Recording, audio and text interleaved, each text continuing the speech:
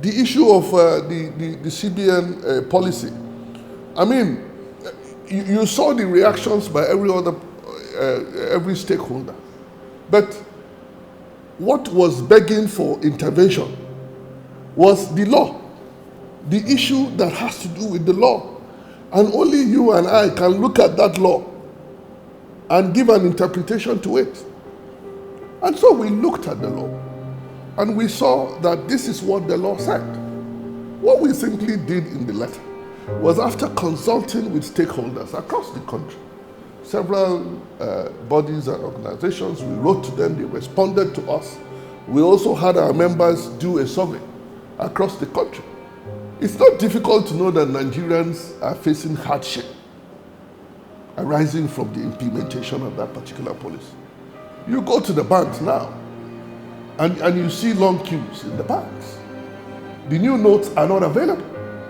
And maybe if you allow me to just explain a part of that policy, and that is why, even with what appears to be the response by the CBN, I don't agree with that. I don't agree with it. Now, the policy started in October. Okay? The announcement was that it starts on October, and by the 15th of December, we are going to have new notes available. So between the 15th of December to the 31st of January, that we will be exchanging the old notes for the new notes. But, Charles, from the 15th of December till we speak, the new notes are not available. The notes are not available. So, by the initial circular, this should have ended today. But the new notes are not available. So you don't even have enough to exchange for the old notes.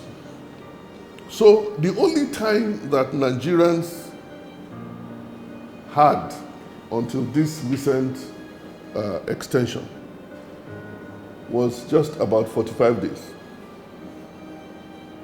Between 15th of December and the 31st of January, for them to exchange the old notes for the new notes.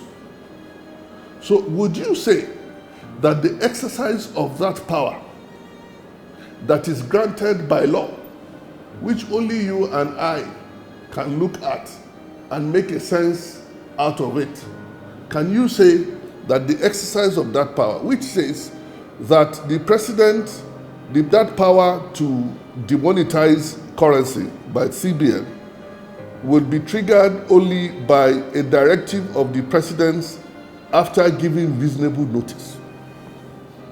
Would you say, given the circumstances of this nation, taking into account the infrastructure, taking into account the number of branches across the country, taking into account the population of this country, looking at the adult population, presumably who are the ones that are dealing with these notes, would you say that enough time, reasonable time, was given for the purpose of implementation of this policy?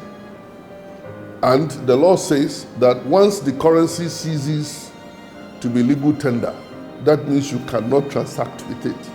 You can't do buy and sell with it as a means of transaction. It ceases to be legal tender. But the law makes provision for it not to just remain as a waste in your hands.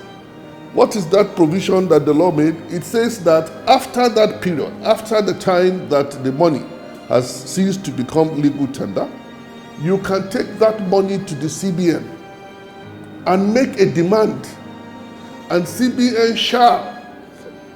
And for you lawyers, you know that shall means that it comes under obligation. It is mandatory for CBN to redeem what you have. So you have the opportunity to demand, and CBN is under obligation to redeem. Here is my disagreement with what the CBN governor has done. Okay, we've extended, and this is against the backdrop of all that I've said. The policy started in October. Money will be made, new money will be made available in December, 15 December. Between 15 December and now, we only had 45 days. Looking at all these other things that I said, And then you are saying that, okay, we extend it by 10 days. If you do extend it by 10 days, what we are having is simply 45 plus 10, 55 days. And then you now say that for the purpose of the last part of section 23 of the CBN Act, which places that obligation on CBN to redeem upon demand from you notes that have ceased to be legal tender, you are now putting a cap of 7 days on it. You cannot do that.